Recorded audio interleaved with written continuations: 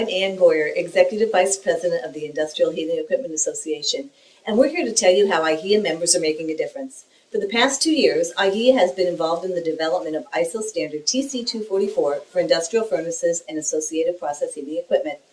The United States tag to TC244 is funded and managed by Ihea. Hear what our members have to say about the development of this important new standard and how it can impact your company. As we're developing this new international standard, what is going to happen down the road? We have NFPA 86 now, and other countries, JIFMA, they have theirs. Europe has their EN standard. Are all those just going to stay the same? So why should we be involved with developing this international standard and having a say-so about it? Sure, Bill. I think the thing to remember is that most of our member companies have a great deal of their business as international. And because of that, NFPA 86 is not going to be the only governing body when they're designing ovens and furnaces and supplying this equipment around the world. The other thing to remember is while Japan, US with NFPA 86, the EN standards in Europe, while they will not go away, there is a big part of the developing world where a lot of the economic activity is coming from, for instance, India and China, that today do not have a standard. And the thought is that rather than develop their own standard, they'll probably adopt ISO standards. Yeah.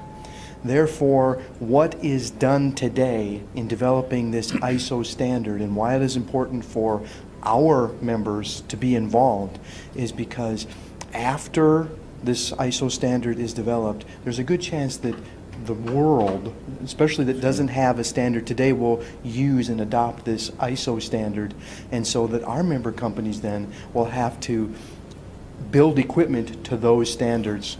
It's also going to be very difficult to change those standards, Bill, once they're already implemented. The biggest voice we're going to have is during the upfront work in developing those standards.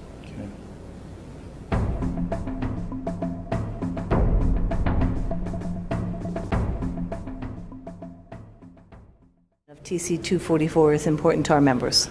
I think it's important for us to represent our industrial manufacturers for industrial heating and put the best team that we can possibly do to represent us. If we don't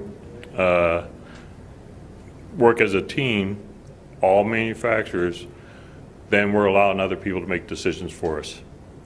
And what do you think the consequences would be if we weren't involved? I think we would have a European standard. Great. Thank you.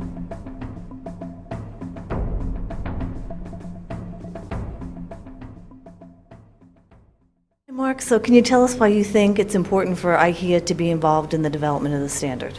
The United States in particular has always been a leader in safety.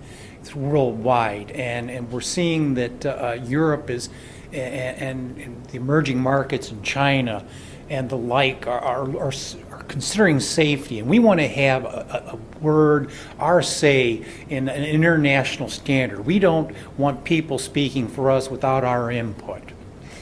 So if we weren't involved, what do you think the consequences would be for Ihea members and manufacturers in the U.S.?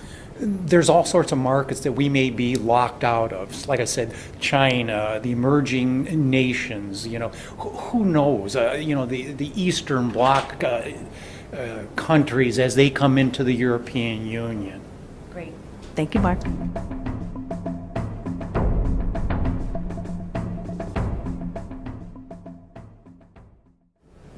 What would you say to help get those other people involved? What can we do to convince them?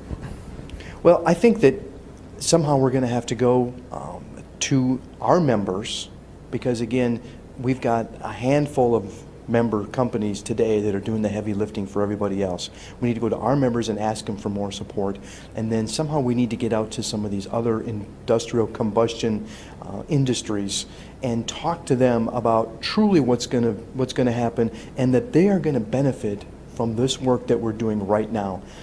What people don't understand and don't realize is that when this becomes an international standard, that they're going to have to develop their heat processing equipment around that standard.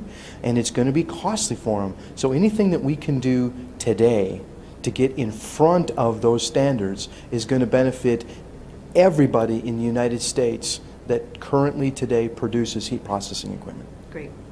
Thanks, Tim. You're welcome.